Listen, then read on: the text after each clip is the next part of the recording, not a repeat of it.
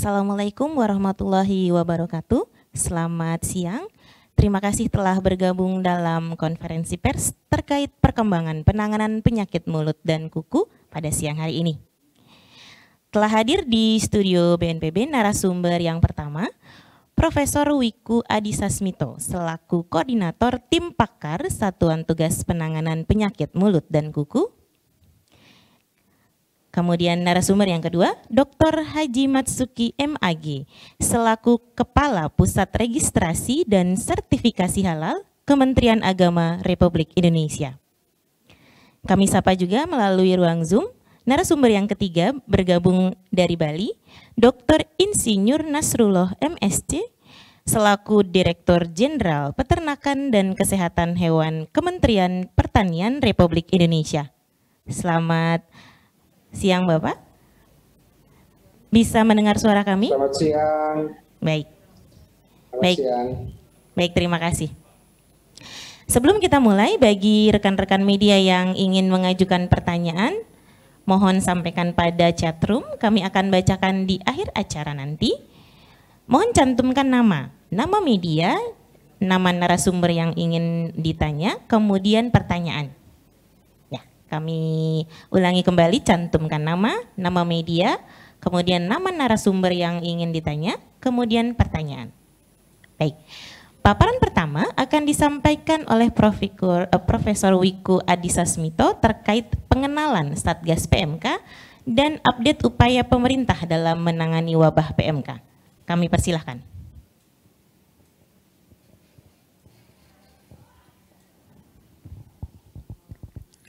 Selamat sore, Assalamualaikum warahmatullahi wabarakatuh. Salam sejahtera untuk kita semuanya. Pada hari ini saya akan menjelaskan terkait perkembangan penyakit mulut dan kuku atau PMK pada hewan ternak di Indonesia.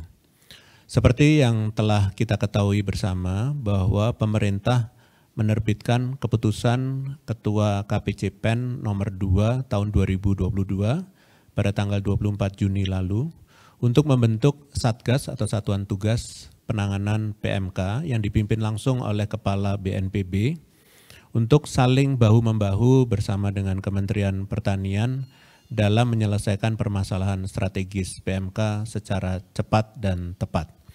Langkah ini kemudian ditindaklanjuti oleh Peraturan Menteri Pertanian nomor 500 tahun 2022 tentang penetapan daerah wabah penyakit mulut dan kuku dan keputusan Kepala BNPB nomor 47 tahun 2022 tentang penetapan status keadaan tertentu darurat penyakit mulut dan kuku yang secara resmi menyebutkan bahwa pemerintah telah menetapkan penyakit mulut dan kuku ini sebagai keadaan darurat tertentu. Saat ini berdasarkan keputusan Kepala Badan Nasional Penanggulangan Bencana atau BNPB nomor 47 tahun 2022 tentang penetapan status keadaan tertentu darurat penyakit mulut dan kuku, pemerintah telah menetapkan penyakit mulut dan kuku ini sebagai keadaan darurat tertentu. Kemudian masing-masing oleh gubernur di tingkat provinsi daerah dapat mengusulkan penetapan status darurat di wilayah masing-masing. Penyakit mulut dan kuku atau disingkat PMK adalah penyakit hewan yang sangat menular akibat infeksi virus tipe A dari famili Picornaviridae. Penyakit ini dicirikan oleh luka di bagian mulut dan kuku pada hewan berkuku belah atau genap, seperti hewan ternak yaitu sapi, kerbau, babi, kambing, dan domba. Begitu juga satwa liar yaitu rusa, kijang, antelope, babi liar, jerapah, dan unta. Selain hewan berkuku belah, virus PMK juga dapat menginfeksi anjing, landak susu, beruang, gajah, dan lain-lain. Hewan yang terinfeksi virus ini menunjukkan tanda klinis yang bervariasi, mulai dari ringan hingga berat, tergantung pada spesies hewan, umur hewan, serotipe virus, serta jumlah paparan virus. Ciri khas penyakit ini adalah munculnya lepuh di kulit bagian hidung, lidah, bibir, di dalam rongga mulut, baik di gusi, langit-langit, maupun pipi bagian dalam, di sela kuku dan lingkaran kuku, serta di puting susu hewan betina. Setelah kulit melepuh, hewan menjadi lemas dan enggan bergerak atau makan. Tanda klinis lain yang sering ditemukan yaitu demam sekitar 40 derajat Celcius, kemudian depresi, hipersalivasi atau keluar air liur secara berlebihan, kemudian terjadi penurunan nafsu makan, berat badan, dan produksi susu, serta hambatan pertumbuhan. Perlu diketahui bahwa virus PMK masuk ke dalam tubuh hewan melalui saluran pernafasan, pencernaan, atau melalui kulit dan membran mukosa yang terluka. Masuknya virus terjadi saat hewan mengalami kontak langsung dengan hewan terinfeksi, terutama melalui aerosol, atau dengan benda-benda terkontaminasi seperti pakaian, sepatu, dan kendaraan. Hal inilah yang menjadi penyebab sangat pesatnya penyebaran PMK. Hingga hari ini di Indonesia total sudah terdapat 317.889 kasus PMK yang tersebar di 21 provinsi dan 231 kabupaten kota. Dari angka tersebut, 106.925 diantaranya sembuh dan 2.016 mengalami kematian. Sebanyak 3.489 ekor dari total kasus dilakukan potong bersyarat. Berdasarkan jenis hewan ternak saat ini, PMK telah menyerang paling banyak pada sapi, yaitu ada 309.000 ekor, kemudian kerbau 5.600 ekor, kambing 1.300 ekor, domba 1.000 ekor, dan babi 16 ekor. Perlu menjadi perhatian bahwa meskipun saat ini virus PMK pada hewan ternak tidak menular ke manusia, namun manusia dapat membawa virusnya dan menulari kepada hewan yang sehat. Kita harus bahu-membahu dalam penanganan PMK ini karena penyakit ini berdampak signifikan pada perkembangan ekonomi di Indonesia. Dengan banyaknya sapi yang harus dilakukan pemotongan bersyarat, serta juga terdapat sapi yang mati, tentunya akan sangat berdampak pada hasil penjualan hewan ternak maupun produk pangan hewani yang dikonsumsi oleh masyarakat. Data terakhir menunjukkan bahwa provinsi dengan seluruh kabupaten kotanya telah terinfeksi virus PMK adalah Jawa Timur, Jawa Tengah, dan Bangka Belitung. Selain itu, Jawa Barat 96%, Sumatera Barat 84%, Jambi 81%, dan DIY 80% menjadi provinsi yang lebih dari 80% kabupaten kotanya telah terinfeksi PMK. Hal yang saat ini penting untuk diupayakan adalah untuk mempertahankan wilayah yang belum terdampak oleh PMK agar semaksimal mungkin dicegah masuknya virus ini ke wilayah tersebut. Maluku, Maluku Utara, NTB, Sulawesi, dan Papua adalah pulau-pulau di Indonesia yang belum terdampak oleh PMK. Berbagai hal untuk mencegah penularan PMK di hewan ternak akan saya sampaikan selanjutnya. Dari hasil pemantauan kondisi penyakit mulut dan kuku di Indonesia, Presiden Republik Indonesia menetapkan PMK sebagai wabah sejak Juni lalu, dan sejak itu berbagai upaya cepat tanggap dilakukan oleh pemerintah, di antaranya adalah integrasi data testing PMK, surveillance aktif termasuk percepatan testing dengan metode terkini, kemudian percepatan vaksinasi hewan ternak serta penetapan daerah wabah dan protokol penanganan PMK. Untuk mendukung berbagai gerakan ini, perlu dibentuknya sebuah satgas khusus, yaitu Satuan Tugas Penanganan Penyakit Mulut dan Kuku yang melingkupi lintas kementerian dan lembaga termasuk melibatkan Kementerian Pertanian yang bersinggungan langsung dalam aspek penanganan PMK.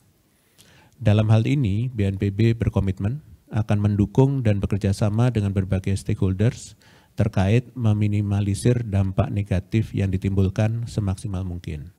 Sebagai bukti komitmen BNPB dalam mendukung percepatan penanganan ini, BNPB juga merupakan ketua tim pelaksana Satgas PMK mengeluarkan surat edaran Satgas nomor 1 tahun 2022 untuk lebih fokus menangani PMK yang berjenjang sampai ke tingkat desa atau kelurahan yang melibatkan seluruh komponen pentahelix, yaitu unsur pemerintah termasuk TNI Polri, swasta, akademisi, pakar, asosiasi, unsur masyarakat, dan media.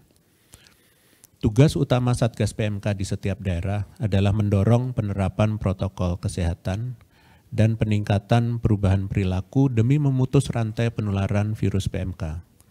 Strategi ini dianggap cukup efektif berdasarkan pengalaman menangani COVID-19 sebagai salah satu bentuk bencana non-alam. Namun perlu saya tekankan bahwa upaya penanganan PMK ini adalah tanggung jawab bersama, mengingat juga tidak segera ditangani maka akan berimbas kepada ketidakstabilan ekonomi dan distribusi pangan serta produk turunan ternak secara nasional. Oleh karena itu pada kesempatan kali ini saya akan mencoba menyampaikan hal-hal yang harus dilakukan baik bagi pihak yang terimbas secara langsung maupun tidak terhadap wabah PMK ini. Untuk pemerintah daerah, saya berpesan untuk pertama memastikan bahwa input data kasus PMK maupun jumlah hewan berkuku belah, yaitu sapi, kerbau, domba, kambing, dan babi, terinput dengan baik ke dalam sistem ISIGNAS. Yang kedua, memastikan ketersediaan logistik penunjang seperti terpenuhinya mulai dari antibiotika, vitamin, antipiretik maupun desinfektan. Kemudian yang ketiga adalah tersedianya jumlah vaksin yang cukup dan vaksinasi dilakukan sesuai dengan target. Sedangkan yang keempat adalah memastikan sumber pendanaan telah dianggarkan untuk mendukung ketersediaan logistik, biaya operasional petugas, dan santunan bagi masyarakat yang mengalami kerugian akibat dipotong atau dimusnahkan. Yang kelima, melakukan pelatihan dan pengecekan gejala klinis, pembersihan melalui desinfeksi atau dekontaminasi, melakukan testing dan vaksinasi sebagai bentuk pemberdayaan, melakukan melalui Babinsa dan Babin Kamtibmas TNI Polri bersama dokter hewan atau pejabat otoritas veteriner setempat. Bagi peternak, pemilik maupun pengelola konservasi ex situ, saya mengingatkan untuk pertama menjalankan testing dan karantina secara mandiri untuk hewan rentan PMK dengan ketentuan testing sesuai status zonasi dari masing-masing kabupaten kota domisili. Khususnya upaya karantina ini wajib didampingi oleh pejabat otoritas veteriner atau dokter hewan setempat. Yang kedua, menerapkan tindakan pengamanan biosecurity yang melingkupi. Yang pertama adalah memisahkan penempatan hewan ternak yang sehat dan sakit agar tidak saling menularkan. Yang berikutnya adalah mengatur sistem penempatan hewan yang terpisah antara hewan ternak biasa dan hewan ternak rentan PMK. Yang ketiga adalah menjamin seluruh hewan ternak yang dimiliki telah divaksin dengan jenis kondisi hewan ternak masing-masing. Yang keempat, menjaga kebersihan hewan ternak, alat, dan tempat tinggal ternak dengan pembersihan secara berkala. Selanjutnya melaksanakan pemeriksaan gejala klinis berkaitan dengan PMK pada hewan rentan PMK secara rutin. Dan memastikan bahwa setiap hewan ternak tercatat riwayat kesehatannya secara lengkap, baik di masa lalu, saat ini, dan di masa yang akan datang. Selanjutnya menerapkan lalu lintas hewan ternak rentan PMK dan produknya di mana sebelum melakukan perjalanan, maka hewan dan produknya wajib dikarantina 14 hari di mana jika bergejala wajib dites. Jika hasil positif, maka penanganan selanjutnya ditentukan dari zonasi masing-masing kabupaten kota, yaitu kabupaten kota hijau dimusnahkan, kabupaten kota kuning pemotongan bersyarat, kabupaten kota merah pemotongan bersyarat dan isolasi sesuai kondisi hewan. Di Provinsi Bali tidak diperbolehkan keluar masuk hewan. Di Provinsi Nusa Tenggara Timur dan Sulawesi Selatan maka tidak diperbolehkan masuk. Di Provinsi Jawa Timur, Jawa Tengah, dan Nusa Tenggara Barat maka tidak diperbolehkan keluar, khususnya untuk daerah yang merah. Khusus produk hewan import maka diperkenankan untuk dilalu lintaskan ke seluruh zona atau daerah dengan ketentuan memiliki dokumen karantina. Secara spesifik, lalu lintas hewan dan produknya akan mengikuti mekanisme sesuai surat edaran Satgas PMK nomor 3 tahun 2022, yaitu berlaku di seluruh pelabuhan dan atau bandara di Indonesia, yaitu antar pulau. Kemudian perjalanan dari pulau yang kabupaten kotanya berzona hijau diperkenankan masuk ke kabupaten kota di pulau berzona hijau dan merah dengan syarat adanya proses desinfeksi, dekontaminasi, dan tindakan pengamanan biosecurity ketat terhadap alat transportasi, barang, petugas, dan peternak di entry point. Kemudian selanjutnya adalah perjalanan dari pulau yang kabupaten kotanya berzona merah dilarang masuk ke kabupaten kota di pulau berzona hijau.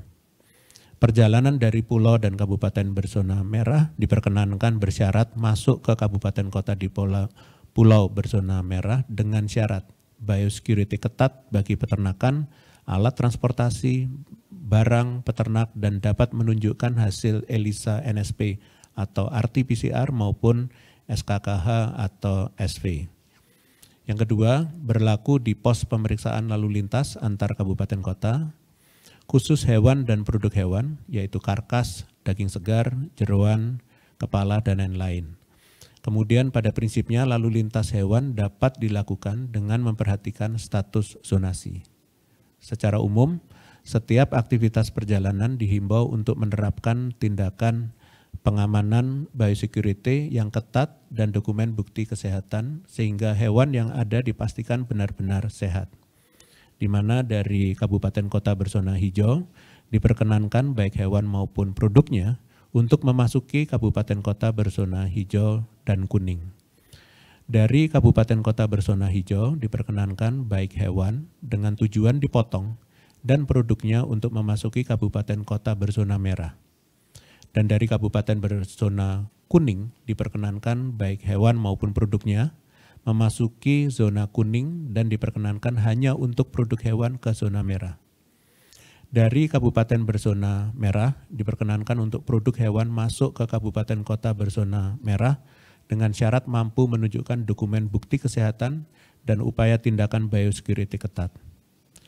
Khusus untuk susu segar diberlakukan tambahan persyaratan yaitu mengikuti standar dari World Animal Health Organizations atau OIE.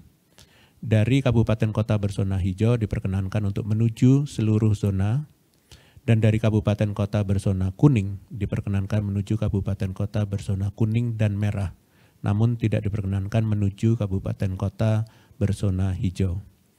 Dari kabupaten kota berzona merah diperkenankan menuju kabupaten kota berzona merah. Khusus bagi pengelola tempat pengolahan hewan rentan dan pemerah susu, wajib menjalankan tindakan pengamanan biosecurity, yaitu melakukan pemotongan bersyarat beserta pemantauan jika menemukan gejala klinis pada hewan rentan PMK. Berikutnya melakukan upaya pembersihan lokasi dan alat-alat lainnya yang digunakan sebelum dan sesudah proses pengolahan. Selanjutnya, melakukan pemeriksaan karkas dan jeroan hewan ternak setelah pengolahan. Dan selanjutnya membuang hasil limbah pengolahan hewan rentan PMK pada tempat khusus untuk memastikan tidak mencemari lingkungan. Secara rinci termasuk alat dan bahan yang direkomendasikan tertera dalam surat edaran Satgas nomor 2 tahun 2022. Dan bagi masyarakat secara umum saya menghimbau untuk selalu mencuci tangan atau melakukan upaya pembersihan lainnya seperti desinfeksi ke bagian tubuh dan berbagai hal yang menempel saat sebelum dan sesudah berkontak fisik dengan hewan rentan PMK. Kedua, jika mendesak untuk berkontak fisik dengan hewan, maka gunakanlah alat pelindung diri sekali pakai atau yang sudah didesinfeksi sebelumnya, termasuk jika hanya masuk ke area kandang. Langkah ini menjadi penting karena manusia baik anggota tubuh maupun bahan yang menempel pada tubuhnya dapat menjadi media penularan virus PMK antar hewan. Dimohon kerjasama agar dapat menjalankan perannya masing-masing dengan optimal karena jika kepatuhan terhadap himbauan ini dilakukan secara kolektif, maka wabah PMK ini akan dapat segera teratasi. Sebagai penutup, saya akan menyampaikan update penanganan wabah PMK di Indonesia. Dalam konferensi pers hari ini, Badan Nasional Penanggulangan Bencana bersama dengan Kementerian Pertanian dan Kementerian Agama akan memastikan tersampaikannya informasi perihal penanganan wabah penyakit mulut dan kuku kepada masyarakat dan juga memastikan dalam momentum Hari Raya Idul Adha pada 10 Juli 2022 mendatang, hewan ternak yang akan disembelih seluruhnya dalam keadaan aman dan sehat dari virus PMK. Pemerintah menekankan bagi hewan yang memiliki gejala atau terbukti terinfeksi virus PMK, maka harus dipotong bersyarat di mana prosedur ini dapat dilakukan di rumah potong hewan. Untuk selanjutnya dimusnahkan dengan melalui proses penguburan, bukan dibakar. Kemudian sebagai bentuk kehati-hatian, masyarakat dimohon untuk menghindari terlebih dahulu konsumsi bagian kaki, kepala, dan jeroan pada hewan ternak rentan PMK seperti sapi, kambing, babi, domba, dan lain-lain. Semua ini agar tidak terjadi perluasan penularan virus maupun pencemaran lingkungan di sekitar kita. Terakhir, pada prinsipnya kesehatan hewan dalam penanganan penyakit mulut dan kuku merupakan tanggung jawab seluruh masyarakat, peternak, distributor, petugas RPH, pedagang, sampai dengan konsumen untuk kita bersama-sama melawan virus ini dari dampak besar terhadap kesehatan hewan serta menjaga sektor perekonomian nasional tetap terkendali, salah satunya dengan mengikuti anjuran yang telah dibuat oleh pemerintah. Sekian konferensi pers dari saya, terima kasih atas perhatiannya. Saya kembalikan kepada moderator. Terima kasih. Baik, terima kasih Prof. Wiku. Selanjutnya untuk paparan akan disampaikan oleh Bapak Mas Tuki terkait prosedur kurban yang aman. Kepada Bapak Mas Tuki, kami silahkan.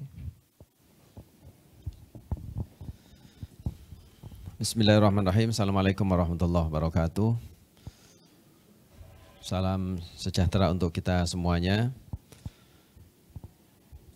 Kami akan menyampaikan sosialisasi berkaitan dengan surat edaran Menteri Agama nomor 10 tahun 2022 tentang penyelenggaraan sholat Hari Raya Idul Adha dan pelaksanaan kurban 1443 Hijriah di masa wabah penyakit mulut dan kuku.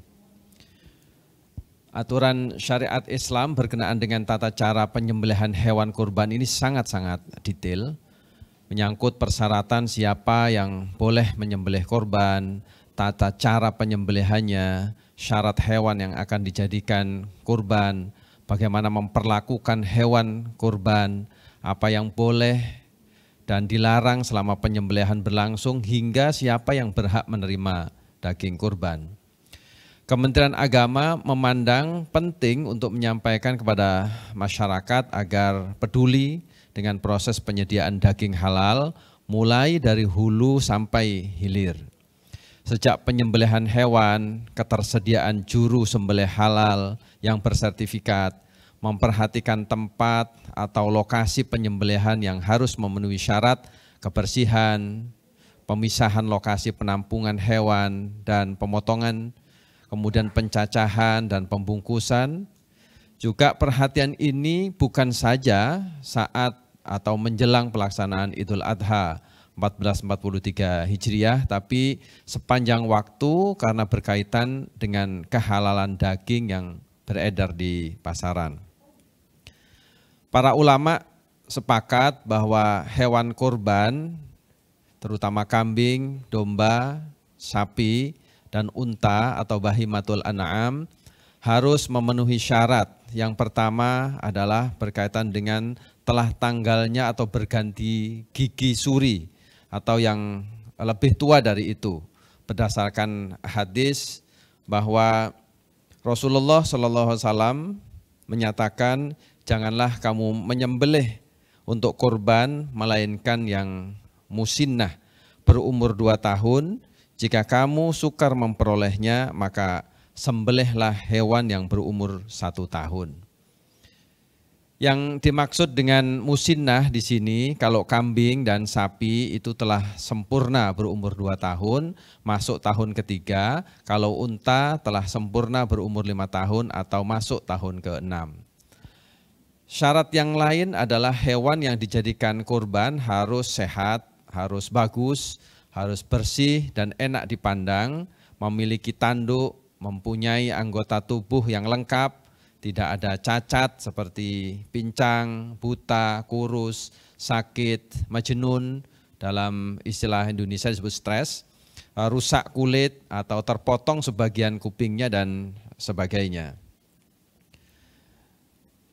Ini disampaikan oleh Rasulullah SAW bahwa ada 4 macam binatang yang tidak boleh dijadikan binatang kurban, yaitu buta, lagi jelas kebutaannya, yang jelas sakit, kemudian pincang, jelas kepincangannya, dan binatang yang kurus, kering, dan tidak bersih. Kenapa hewan kurban itu harus bagus dan bahkan sempurna? Karena kurban adalah bagian dari ibadah kepada Allah Subhanahu wa taala, wujud ketakwaan dalam rangka mendekatkan diri kepada Allah Subhanahu wa taala. Maka hewan yang dipersembahkan kepada Allah Subhanahu wa taala hendaklah hewan yang benar-benar sehat, bagus, tidak cacat dan enak dipandang mata. Inilah yang dimaksudkan di dalam firman Allah Subhanahu wa taala, la yanalallahu luhumuha wala dima'uha walaki yanaluhut taqwa minkum. Daging-daging unta dan darahnya itu sekali-kali tidak dapat mencapai keridhaan Allah, tetapi ketakwaan dari kamulah yang dapat mencapainya. Mengacu pada ketentuan syariat di atas, Menteri Agama telah mengeluarkan surat edaran nomor 10 tahun 2022 tentang panduan penyelenggaraan sholat hari raya Idul Adha dan pelaksanaan kurban tahun 1443 Hijriah atau 2022 Masehi. Ada beberapa ketentuan yang ingin kami sampaikan dalam kesempatan konferensi pers ini. Yang pertama, bahwa bagi umat Islam menyembelih hewan kurban pada Idul Adha hukumnya adalah sunnah muakkadah, ditekankan. Namun demikian, umat Islam dihimbau untuk tidak memaksakan diri berkurban pada masa wabah penyakit mulut dan kuku atau PMK. Yang kedua, umat Islam dihimbau untuk membeli hewan kurban yang sehat dan tidak cacat sesuai dengan kriteria, sesuai syariat Islam tadi, serta menjaganya agar tetap dalam keadaan sehat hingga hari penyembelihan. Yang berikutnya adalah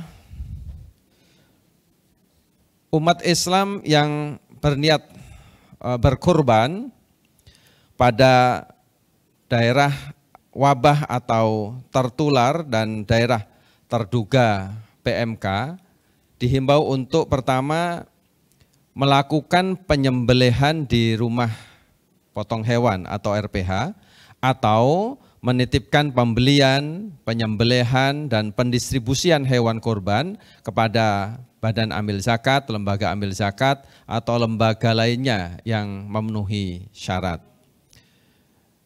Di peraturan Menteri Agama, surat edaran Menteri Agama ini juga menetapkan tentang kriteria penyembelihan hewan kurban sesuai dengan syariat.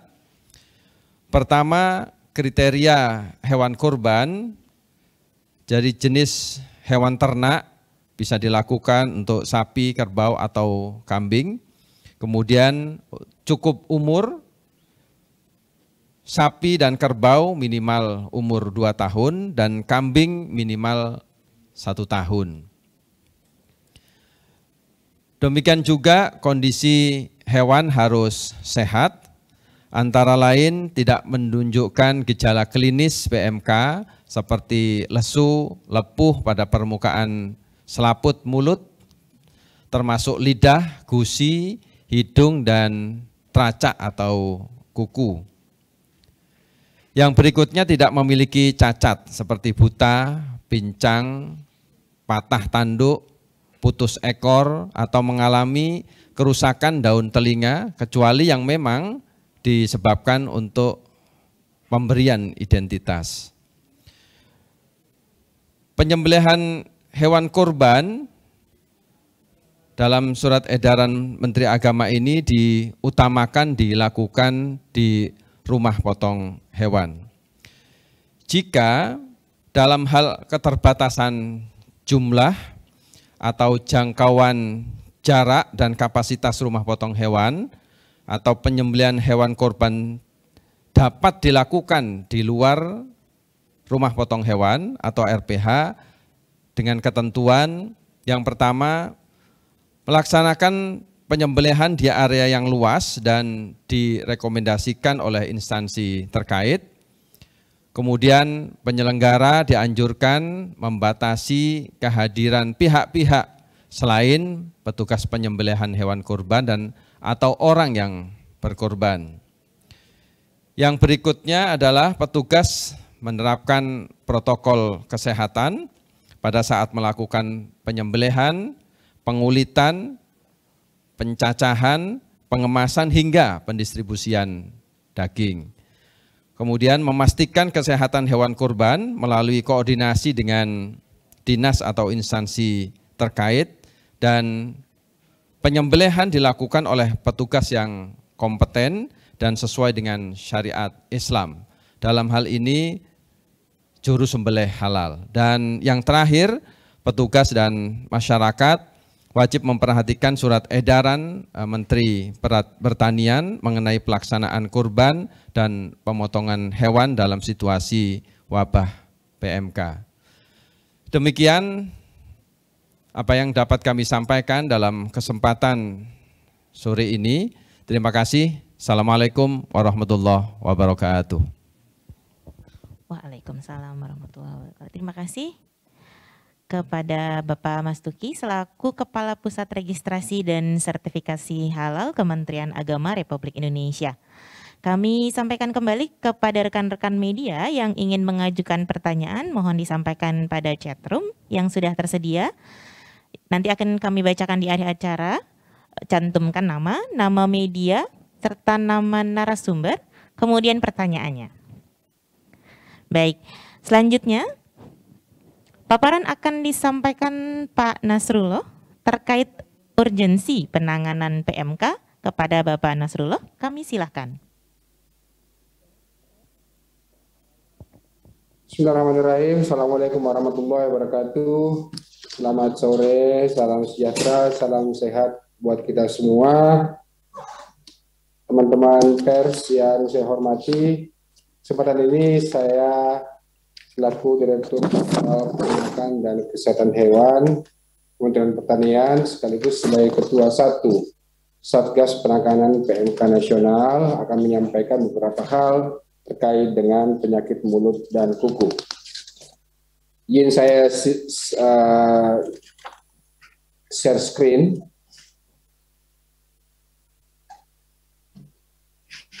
Bagus sekalian, tentunya kita pernah punya sejarah yang panjang dalam penuntasan atau pembebasan Indonesia dari wabah penyakit mulut dan kuku.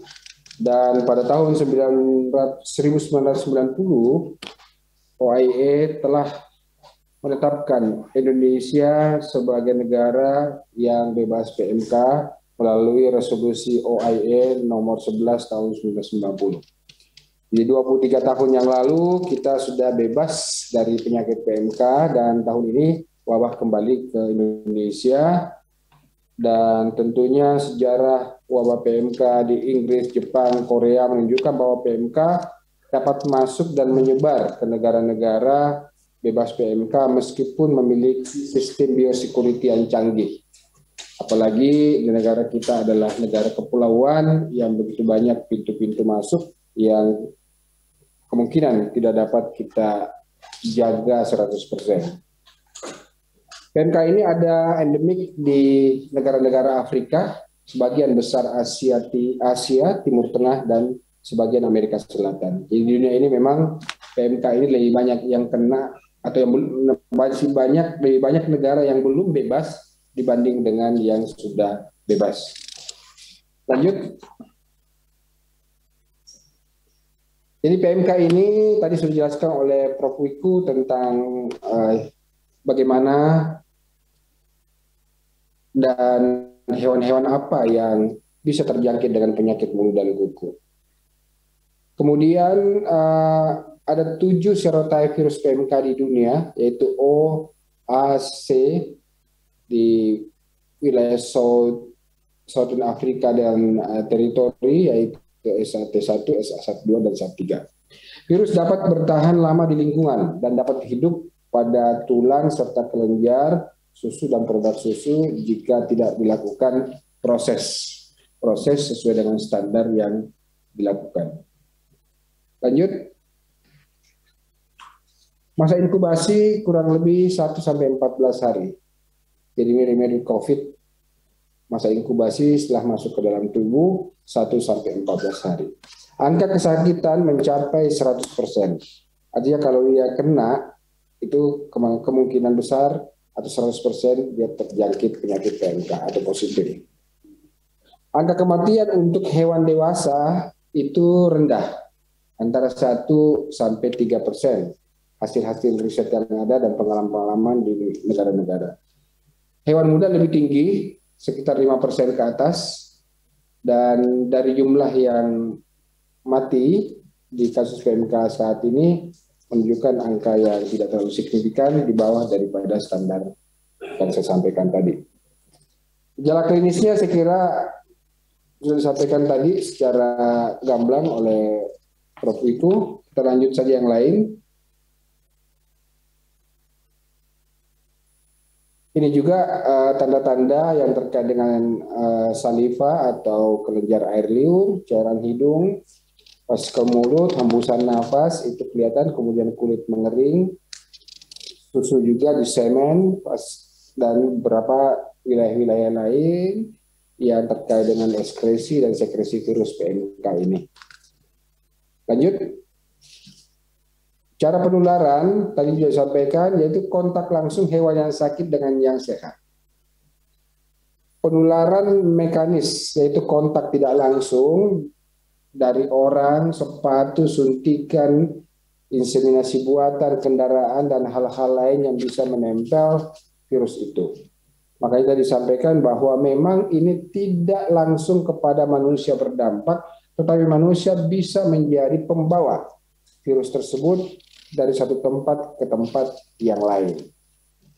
Produk atau dari produk asal hewan yang tidak dilakukan proses-proses tertentu, kemudian melalui udara. Ini yang potensi terbesar ada di kontak langsung, kemudian mekanis, kemudian produk dan udara. Jadi manusia cukup besar potensinya dalam menularkan penyakit ini. PMK tidak menular ke manusia dan bukan merupakan resiko kesehatan masyarakat. Namun tentunya kehati-hatian tetap dilakukan sehingga proses-proses untuk mengkonsumsi daging sebaiknya pada proses yang sudah ada. Dan seluruh proses-proses ini telah kami keluarkan dalam bentuk SOP atau petunjuk teknis dan buku saku untuk melakukan langkah-langkah bila kita ingin mengkonsumsi daging. Sehingga dengan harapan ini masyarakat bisa lebih tenang untuk mengkonsumsi daging, khususnya daging sapi, kerbau, dan babi, yang kambing domba, yang banyak di Indonesia dan banyak dikonsumsi oleh masyarakat kita. Lanjut. Ini adalah peta penyakit mulut dan kuku di dunia versi OIE per Mei 2022. Jadi negara yang bebas adalah negara yang kita lihat warna hijau terang. Jika ini dibandingkan dengan yang warna lain, ini masih lebih banyak yang belum negara yang belum bebas PMK. Lanjut. Kerugian tentunya ini akan menurunkan produksi, khususnya produksi susu, kemudian kematian secara mendadak, keguguran, infertilitas, penurunan berat badan, dan hambatan perdagangan dan hambatan ekspor lainnya. Namun demikian, kerugian-kerugian ini tentunya dapat kita minimalkan dengan berbagai langkah-langkah yang telah dilakukan oleh pemerintah, dan nanti lebih detail akan kami sampaikan. Lanjut. Prinsip dari pengendalian wabah PMK adalah menghilangkan produksi virusnya, yaitu dengan memusnahkan ternak yang terinfeksi dan yang kontak. Memusnahkan dalam artian adalah bisa dilakukan dengan pemotongan bersyarat. Kemudian juga termasuk dengan ternak dengan kontak berbahaya jika risiko tinggi.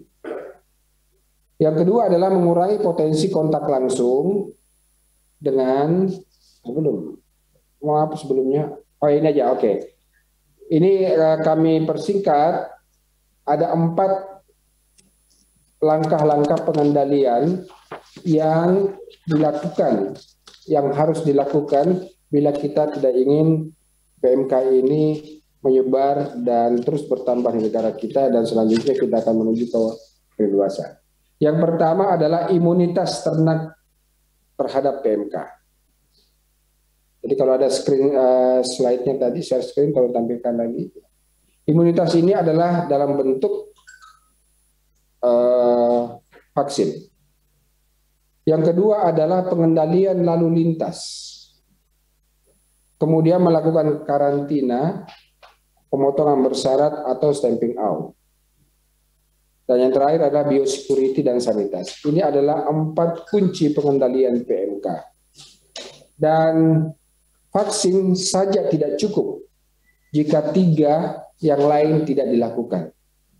Untuk itu, ini harus dilakukan secara bersama-sama, 4 langkah atau kunci pengendalian daripada PMK. Lanjut. Terkait dengan beberapa langkah-langkah pemerintah yang telah dilakukan,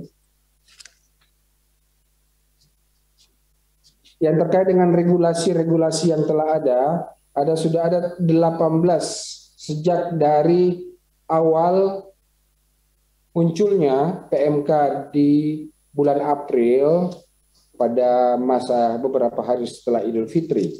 Mulai dari surat keputusan yang terakhir dari Kepala Badan Nasional Penanggulangan Bencana, ada edaran Menteri Agama, ada fatwa Majelis Ulama, keputusan Ketua Komite Kebijakan Penanganan Coronavirus Disease, kemudian kesiagaan darurat, instruksi Menteri Dalam Negeri, keputusan Menteri Pertanian, keputusan Menteri Pertanian, ada beberapa surat keputusan Menteri Pertanian tentang lockdown yang terakhir, kemudian surat edaran tentang pengadaan barang dan jasa. Ada total ada 18 regulasi yang telah dikeluarkan pemerintah dalam terkait penanganan penyakit mulut dan kuku ini. Hal-hal yang telah kami lakukan di slide 14, ada 6 langkah yang telah dilakukan oleh pemerintah dalam penanggulangan PMK ini. Yang pertama adalah penetapan posko dan gugus tugas atau satgas, mulai dari tingkat pusat, provinsi, sampai dengan kabupaten. Dan di awal dari kasus ini, Kementerian Pertanian langsung membuat krisis center yang berada di Kementerian Pertanian, di mana segala informasi data dapat diakses secara menyeluruh. Kemudian kerjasama dengan beberapa kementerian lembaga, termasuk dalamnya adalah TNI dan Polri. Kemudian pengetatan lalu lintas dengan kembali mengetatkan dan menjaga pos-pos penjagaan, pos-pos checkpoint yang ada, tentunya dengan melibatkan beberapa kementerian, lembaga, dan juga instansi terkait di daerah, seperti perhubungan, termasuk kepolisian dan TNI, bersama dengan Badan Karantina Pertanian, melakukan pembatasan-pembatasan berdasarkan regulasi yang terbit. Tadi saya sampaikan ada yang wilayah zona merah, kuning, dan hijau. Ini tentunya diperketat dan ini telah berjalan dengan baik. Kemudian distribusi obat telah kita lakukan distribusi ke seluruh wilayah yang terkena. Ada 21 provinsi, baik itu berupa antiseptik, analgesik, kemudian vitamin, obat-obatan, desinfektan, dan APD. Dan logistik-logistik lainnya yang terkait dengan pengendalian dari PMK ini.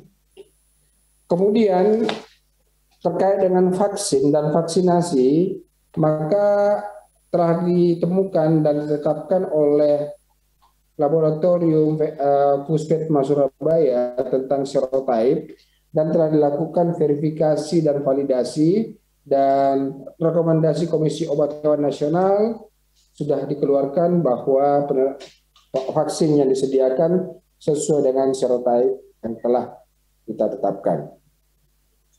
Ketersediaan vaksin saat ini sudah 3.800.000 telah terdistribusi, dan hari ini saya akan sampaikan juga berapa jumlah yang sudah tervaksin, dan kita sudah mengusulkan kurang lebih 28,8 juta dosis untuk penambahan dari PEN. Mudah-mudahan ini segera disetujui agar seluruh ternak-ternak yang sehat dapat kita lakukan vaksinasi. Dan insya Allah vaksin produksi dalam negeri yang dilakukan oleh Pusat Veteriner Farma dapat kita lakukan tentunya dengan masih dalam keterbatasan. Yang jelas bahwa produksi dalam negeri akan kita, karena kita punya pengalaman memproduksi sendiri vaksin sebelum tahun 1990 untuk pengendalian PMK pada saat itu. Kemudian SDM dan pelatihan sudah terbentuk secara pasti bahwa pejabat otoritas veteriner dimulai dari tingkat provinsi, kabupaten itu sudah ada. Dan demikian pula dengan tenaga kesehatan hewan, baik itu dokter hewan, para medis, veteriner, inseminator, ahli teknologi reproduksi, dan petugas pemeriksa kebuntingan, itu adalah merupakan bagian-bagian dari SDM teknis yang kita sudah siapkan, dengan jumlah total ada 23.050 orang. Ditambah lagi dengan 470 orang petugas teknis, dan termasuk dalamnya para dokter-dokter hewan yang ada di Polri telah kita lakukan pelatihan berbentuk TOT, dan selanjutnya 20 orang ini akan melakukan pelatihan ke bawah kepada petugas-petugas teknis lainnya. Komunikasi, informasi, dan edukasi terus dilakukan. Beberapa hal-hal yang terkait dengan ini telah dibuat dalam bentuk petunjuk teknis, petunjuk praktis, buku saku, dan lain-lain terkait ini. Dan yang terakhir kemarin kita sudah mengeluarkan surat buku saku tentang tata cara penyembelihan, tata cara penanganan hewan kurban. Dan kemarin Selasa telah kita lepas pemantau pemotongan hewan idul kurban tingkat nasional dari Kementerian Pertanian, dan langsung akan melakukan koordinasi dengan tim yang dibuat oleh masing-masing provinsi dan kabupaten kota. Vaksin yang sudah didistribusikan hampir 800.000 dosis, dan realisasi vaksinasi saat ini adalah 440.119 dosis atau ekor, atau 56% dari total vaksin yang ada. Insya Allah setelah ini selesai, tidak ada jeda, langsung vaksin yang berikut akan dilakukan, termasuk dengan vaksin kedua setelah 1 bulan hewan-hewan yang telah divaksin pada sebelumnya.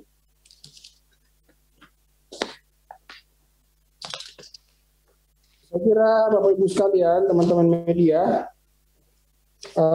terakhir kami juga sudah ada peta tentang laboratorium pengujian, penyidikan, dan konfirmasi diagnosis PMK ada di 11 titik, ada di Sumatera ada 3, di Medan, Bukit Tinggi, Lampung. Kemudian di Kalimantan ada 1 di Banjarbaru. Di Jawa ini banyak, ada di Subang, di Yogyakarta, di Surabaya, kemudian di Lampung sendiri 1, kemudian di Sulawesi untuk wilayah tengah dan timur ada di Maros, Sulawesi Selatan. Dan jumlah persediaan uji real time rapid test PCR itu ada sebanyak 3.700 yang saat ini tersedia, dan kita bisa mengakses semua ini. Kemudian juga di slide itu kalau saya dianukan adalah peta sebaran pusat kesehatan hewan yang ada di seluruh Indonesia di level kecamatan. Di Jawa hampir semua tingkat kecamatan ada puskeswan, dan disinilah menjadi posko di tingkat kecamatan untuk melakukan langkah-langkah khususnya vaksinasi, pengendalian lalu lintas, dan lain-lain sebagainya. Dan yang terakhir, bahwa memang ada 21 provinsi yang saat ini terjangkit dan 232 kabupaten kota.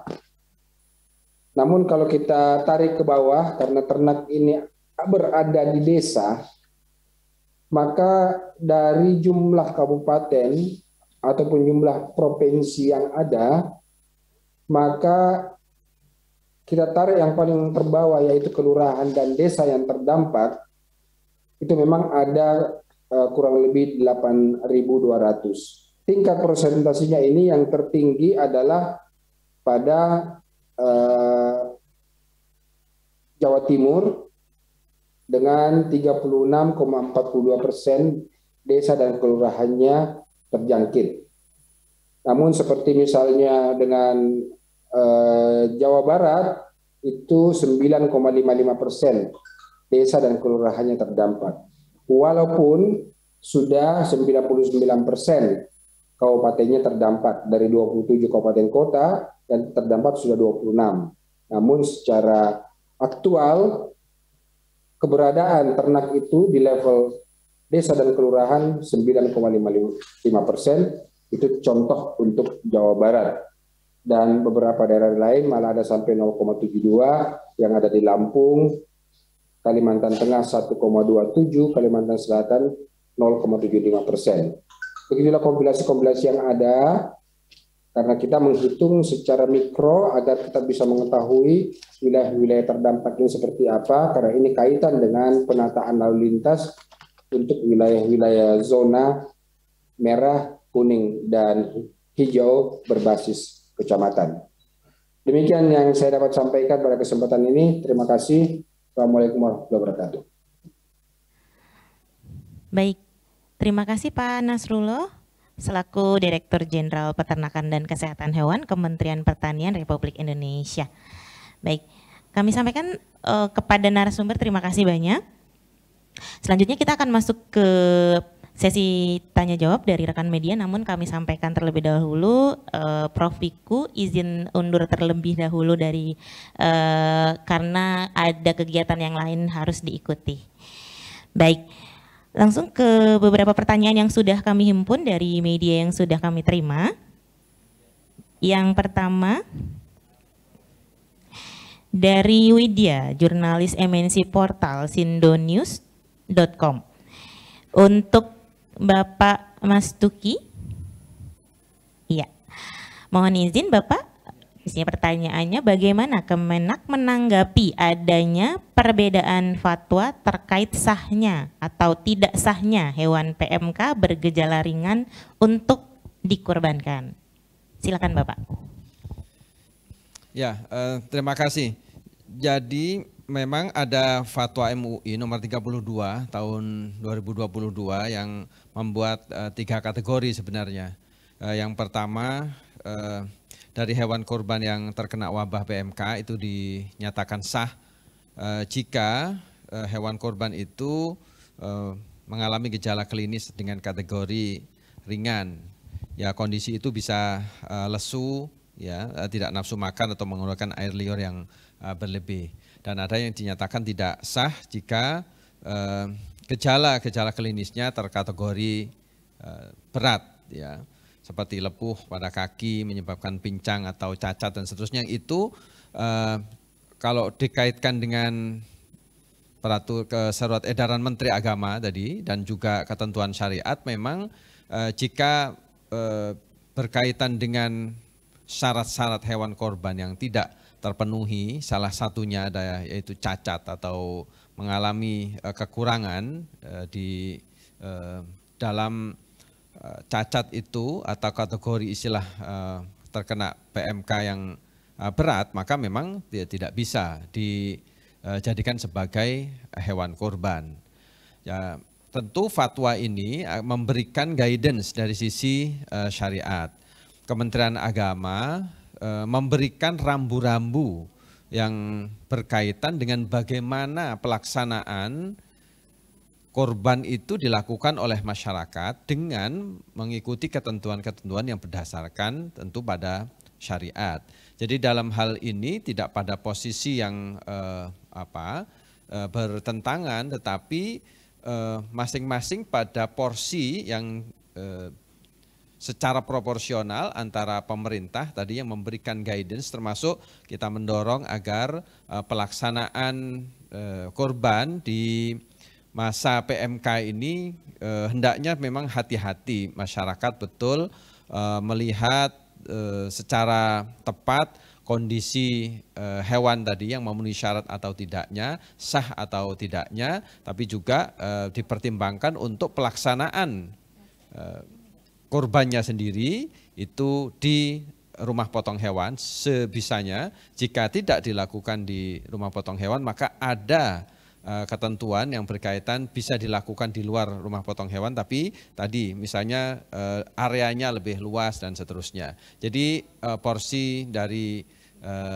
fatwa MUI tadi itu berkaitan dengan sah atau tidak sah, berkaitan dengan istilah yang terkait dengan gejala-gejala klinis kategori ringan atau berat itu ditentukan lagi-lagi oleh otoritas yang berkaitan dalam hal ini. Maka Kementerian Agama menghimbau untuk juga berkoordinasi dengan otoritas ya dalam hal ini untuk hewan, jadi Kementerian Pertanian.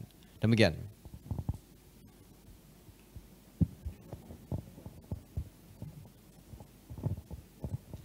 Baik, terima kasih. Semoga menjawab ya tadi pertanyaan dari sindonews.com. Baik, selanjutnya sudah tidak ada pertanyaan lagi yang masuk ya.